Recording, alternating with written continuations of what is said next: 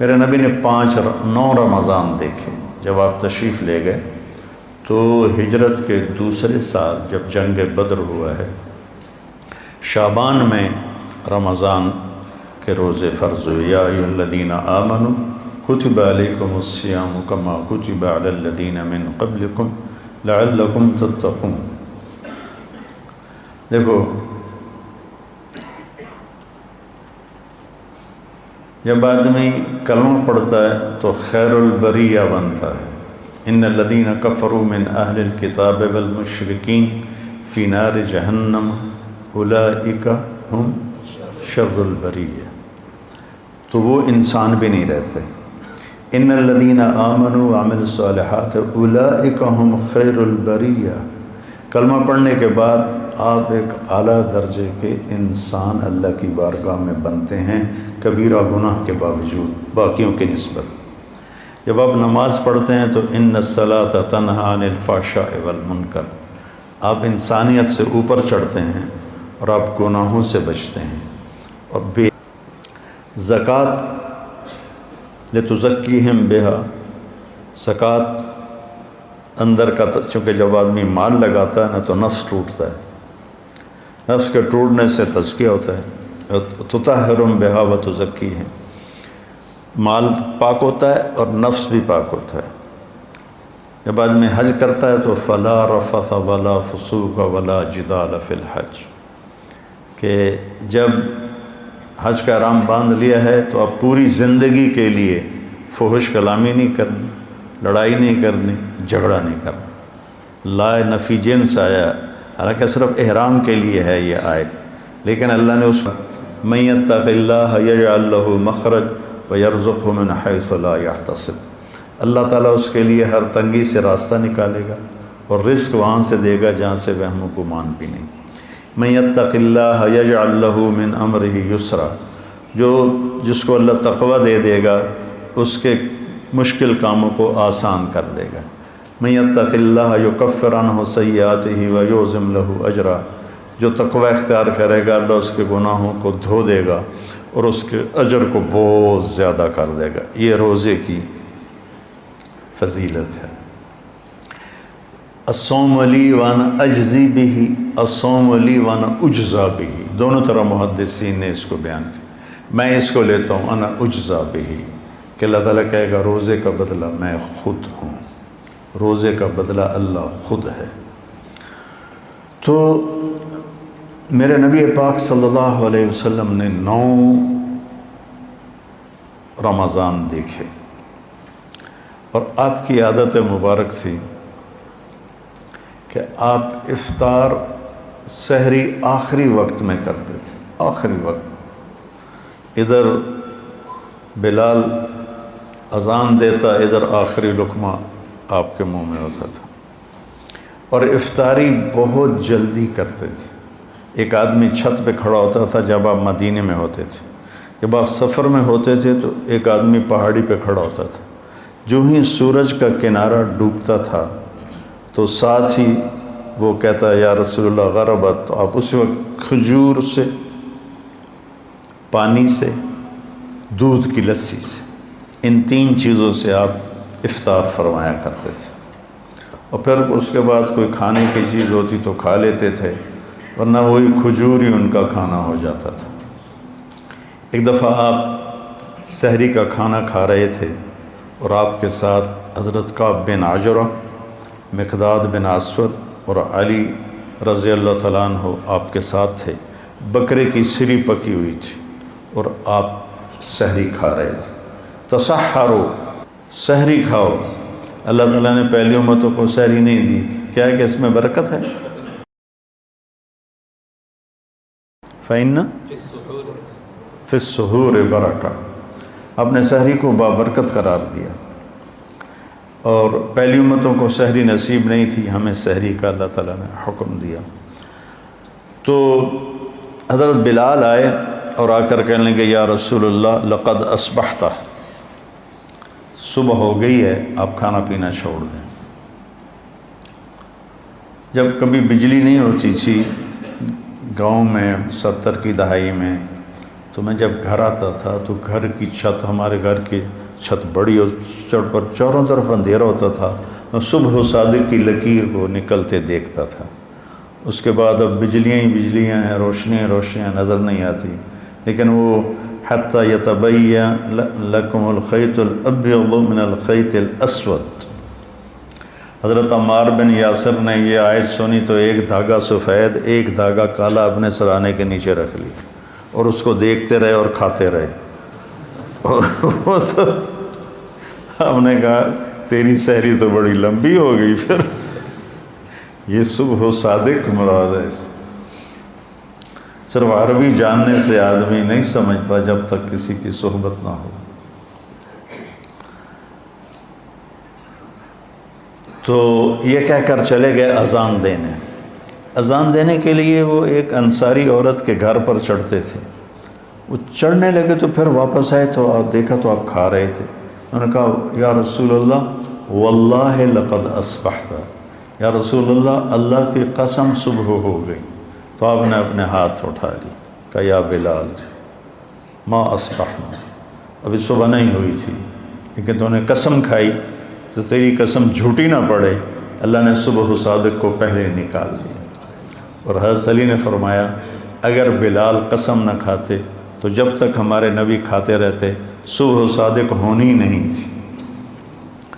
تو سحری میں آپ مختلف چیزوں سے، جو کی روٹی مل گئی، کھجور مل گئی، افطاری میں بھی یہ تھا، اور ایک روزہ بھی سب کا قضا ہوا، چونکہ یوم غیم اندازے سے روزہ افطار کرنا ہے، بادل والے دن روزہ افطار کرو جب تمہیں اندازہ ہو جائے کہ سورج غروب ہو گیا۔ تو سارے مدینے پر گہرے بادل تھے، تو سب نے سمجھا کہ سورج غروب ہو گیا، تو سب نے افطار کر لیا، اللہ کے نبی نے بھی افطار کر لیا۔ تھوڑی دیر کے بعد بادل چھڑے تو سورج سامنے کھڑا ہوا تھا، پھر اس روزے کو پورے اہل مدینہ نے عید کے بعد اس کی قضا کی۔ اور رمضان میں آپ کی جو بڑی عبادت تھی وہ قرآن تھا۔ 3 دن 9 سال میں 9 رمضان میں صرف 3 دن آپ نے تراویح کی نماز پڑھی۔ کتنی رکعت پڑھی کوئی صحیح حدیث کوئی نہیں ہے، ٹھیک ہے، اس کے بعد چھوڑ دی۔ اس لیے حضرت عائشہ کا فرمان صحیح ہے کہ بخاری شریف کی روایت ہے کہ رمضان اور غیر رمضان میں آپ کی 11 رکعت ہی نماز تھی، چونکہ آپ نے تہجد کا اہتمام کیا، تراویح کا نہیں۔ اور چوتھے دن آپ نہیں آئے اور وجہ بتائی کہ میں اس لیے نہیں آیا، مجھے ڈر لگا کہ تمہارے اوپر یہ فرض نہ ہو جائے، وہ فرض ہو جاتی تو پھر لوگ 4 رکعت نہیں پڑھتے تو تراویح چھوڑ دیتے تو کتنا بڑا گناہ ہوتا۔ تو اس میں پھر آپ کے زمانے میں کوئی تعداد نہیں تھی، اور حفاظ الگ الگ کھڑے ہوتے تھے، اور اس جیسے یہاں ہو رہا ہے اہتمام، جیسے اب آپ الگ الگ سنا رہے ہیں، وہاں الگ الگ مسجدوں میں سناتے تھے۔ پھر ابوبکر صدیق رضی اللہ عنہ کا زمانہ آیا تو اس میں بھی اسی طرح چلتا رہا معاملہ بغیر تعداد کے تعین کے۔ عمر رضی اللہ عنہ کا اوائل جو تھا، شروع کا خلافت کا زمانہ، اس میں اسی طرح چلتا رہا۔ ایک دن آپ مسجد میں داخل ہوئے تو آپ نے دیکھا الگ الگ نماز پڑھ رہے تھے لوگ، تو آپ نے کہا کہ میں ان کو ایک امام پہ کیوں نہ جمع کر دوں، تو ابی بن کعب پر آپ نے سب کو جمع کیا اور 20 تراویح فرمایا، صحیح روایت۔ اور یہ بھی صحیح روایت ہے کہ آپ نے ابن السائب، پہلے ان کا نام کیا یاد نہیں، ان کو 8 تراویح پڑھانے کا حکم دیا۔ تو اب اگر کوئی 8 پڑھتا ہے گنجائش ہے، لڑائی نہیں کرنی، 8 کا تو ثبوت ہی کوئی نہیں۔ اگر کوئی 20 پڑھتا ہے تو صحیح حدیث ہے، اسے لڑنا نہیں چاہیے کہ تو بدعت ہے، بدعت۔ ایک تو ہمارے یہاں بھائیوں کو یہ بڑی جلدی پتہ چل جاتا ہے بدعت ہے، بدعت۔ تو 20 بھی کی روایت بھی حضرت عمر سے ہے اور 8 کی روایت بھی حضرت عمر سے ہے۔ امت کا بڑا طبقہ 20 پر جمع ہوا، اور تواتر سے ایک عمل سینکڑوں سال سے لاکھوں کروڑوں امت کے افراد 20 پر پوری دنیا میں پڑھیں، اور چند لاکھ یا چند کروڑ 8 پڑھیں، اور وہ پھر اپنی رائے اس طرح مسلط کریں کہ 20 تراویح تو ہے ہی نہیں۔ شیخ عطیہ بن سالم رحمۃ اللہ علیہ مسجد نبوی میں درس دیتے تھے، اور سب سے بڑے تھے اس وقت محدث 90 کی دہائی میں۔ اس وقت میں جب حج پہ جاتا تھا تو حضرات کے ساتھ جانا ہوتا تھا، تو ہم 1 مہینہ مدینہ ٹھہرتے تھے، تو میں پورا مہینہ ان کے درس میں بیٹھتا تھا، اور بہت فائدہ ہوتا تھا درس۔ ان کی کتاب تھی صلاۃ التراویح، وہ میں نے ساری پڑھی کہ میں نے یہ کتاب اس لیے لکھی ہے کہ میں دیکھتا ہوں کہ 8 تراویح کے بعد بہت سے لوگ نماز چھوڑ کے پیچھے بیٹھ جاتے ہیں۔ اس پر یہ عنوان تھا، اور پھر آگے بات کی کہ یہ نفل ہے۔ کوئی مدینے والے 40 پڑھتے تھے بعد کے، حضور کے بعد کے زمانہ میں، خلفاء راشدین کے بعد، کہ مکے والے وہ 4 تراویح پڑھ کے ایک طواف کرتے، پھر 4 تراویح پڑھ کے ایک طواف کرتے۔ مدینے والوں نے کہا ہوں اسی طواف تک کر نہیں سکنے، ایسی کی کری، انہوں نے کہا اسی 20 دیاں 40۔ خان صاحب 2 رکعت نماز نفل، اللہ اکبر۔ یہ کوئی پنجابی جو صحیح بات ہے تو 8 پڑھ لے، لڑو نہیں، 20 پڑھ لے، اپنے جو تم دیکھتے ہو امت کا تواتر اس پہ قائم رہو، اور اس بحث میں کبھی نہ پڑھنا کہ 8 رکعت نہیں ہیں۔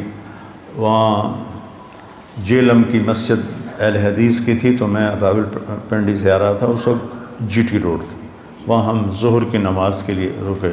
میں اندر داخل ہوا تو دروازے کے ساتھ ایک بہت بڑا ایک لگا ہوا تھا اشتہار کہ 20 تراویح ثابت کرنے والے کو 5 لاکھ روپے انعام۔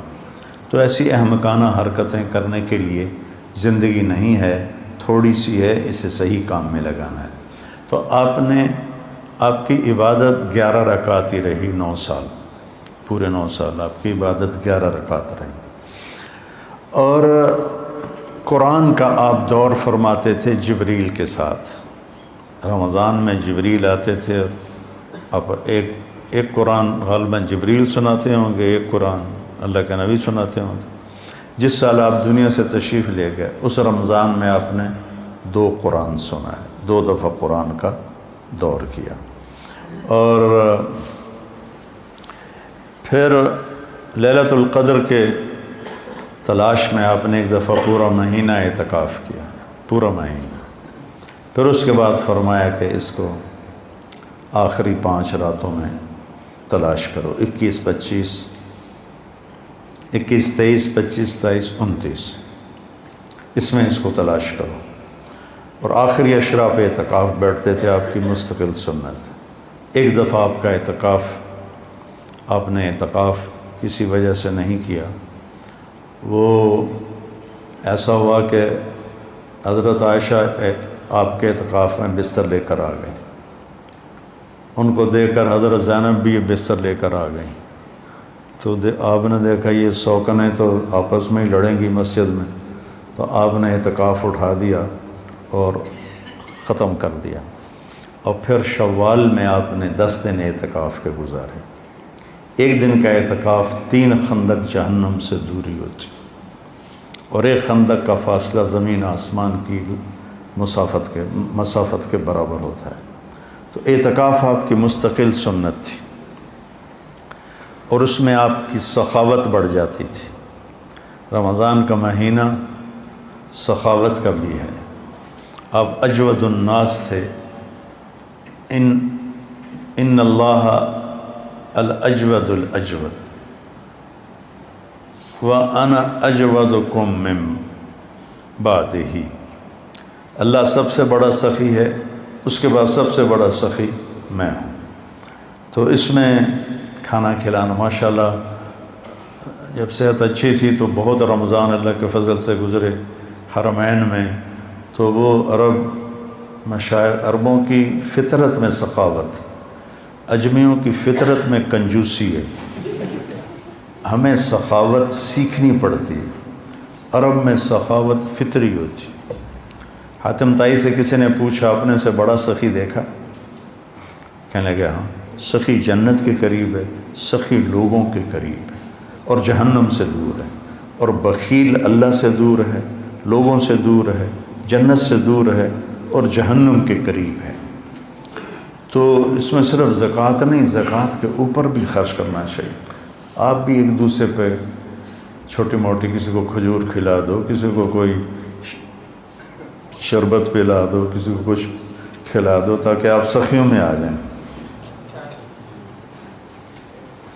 تو آپ کی رمضان میں ایک آپ کا روزہ، ایک آپ کی تلاوت مستقل، اور ایک آپ اعتکاف بیٹھتے تھے مستقل۔ جس سال آپ نے اعتکاف اٹھایا اس سال آپ نے اس کی قضا کی۔ پھر آپ کے رمضان میں جنگ بدر بھی ہے، آپ بدر کے لیے نکلے، 12 رمضان کو نکلے اور 17 کو یہ معرکہ ہوا اور آپ کامیابی کے ساتھ سرخرو ہو کر واپس لوٹے، اور اسی میں فتح مکہ ہوا۔ 8 رمضان کو آپ نکلے، 8 رمضان کو۔ تو عصفان پہنچ کر آپ نے سب کو دکھا کے پانی منگوایا اور اپنا روزہ توڑ دیا۔ پیچھے سے روزے رکھ رہے تھے، روزہ توڑ دیا۔ تو صحابہ نے بھی روزہ توڑ دیا۔ کچھ جو زیادہ ہمت والے تھے انہوں نے کہا نہیں ہم نبھائیں گے، انہوں نے نہیں توڑا۔ تو سفر اور شدت گرمی کی، تو وہ تو نڈھال ہو گئے، اور ان سے نہ خیمے گاڑے گئے، نہ اونٹوں کو چارہ ڈالا گیا، نہ گھوڑوں کی خدمت کی گئی۔ سارا کام کیا جنہوں نے روزہ افطار کر دیا تھا۔ تو آپ نے شام کی نماز میں فرمایا کہ آج روزہ توڑنے والے روزہ رکھنے والوں سے آگے نکل گئے۔ ذہب المفطرون بالاجور، ایسے کر کے روایت، آج افطار کرنے والوں کا اجر بڑھ گیا۔ تو فتح مکہ، غزوہ بدر، یہ رمضان میں آپ کے زندگی میں ہوا۔ اور اعتکاف میں آپ تشریف فرما ہوتے تھے تو آپ سر کھڑکی میں کر دیتے تھے، حضرت عائشہ آپ کے سر کی کنگھی کر دیتی تھی، سر اپنا باہر نکال دیتے تھے، اور حضرت عائشہ کیا ہے اسطوانۃ السریر، چارپائی والا، کیا اس کو کہتے ہیں، ستون، وہاں آپ کے لیے چارپائی بچھائی جاتی تھی، آپ اس پر آرام فرماتے تھے، تو اس کا نام ہے اسطوانۃ السریر۔ تو ساتھ ہی حضرت عائشہ کا حجرہ تھا، تو آپ اپنا سر اندر کر دیتے، چونکہ آپ نے ہمیشہ بڑے بال رکھے۔ جب آپ نے حج کیا تو آپ کے بال اتنے بڑے تھے کہ 4 گتیں اس کی بنائی گئیں، 4 گتیں، جیسے عورتوں کی 2 ادھر 2 ادھر، تاکہ بال بکھرے نہیں۔ لیکن عام طور پر آپ کے جو بال تھے یہ کان کی لو تک ہوتے تھے، ایسے کر۔ تو یہ میرے نبی کا رمضان ہے، اس کے ظاہری اعمال ہیں۔ اور ایک اندر کی بات ہے، وہ یہ ہے بیٹا کہ اپنے دل کو بغض سے صاف کرو، نفرت سے صاف کرو، حسد سے صاف کرو۔ یہ تمہارے دل کا روزہ ہے، تمہارے صدر سینے کا روزہ ہے۔ جس کسی سے لڑے ہوئے ہو اسے معاف کر دو، جس کسی کی نفرت ہے اس کو دل سے دھو دو، جس کسی کے ساتھ تمہارا معاملہ خراب ہے اس کو اللہ کے سپرد کر دو۔ جھگڑا کرنا، میرے نبی نے مدینے والوں سے کہا میرے بعد تمہیں تمہارا حق نہیں ملے گا، کیا کرو گے؟ تو انہوں نے کہا ہم تلوار اٹھائیں گے، اپنا حق لیں گے۔ آپ نے کہا اس سے اچھی بات بتاؤں؟ کہا جی کیا؟ کہا حق چھوڑ دینا، قیامت کے دن حوض کوثر پر آ کے مل لینا، سارے حق پورے کرا دوں۔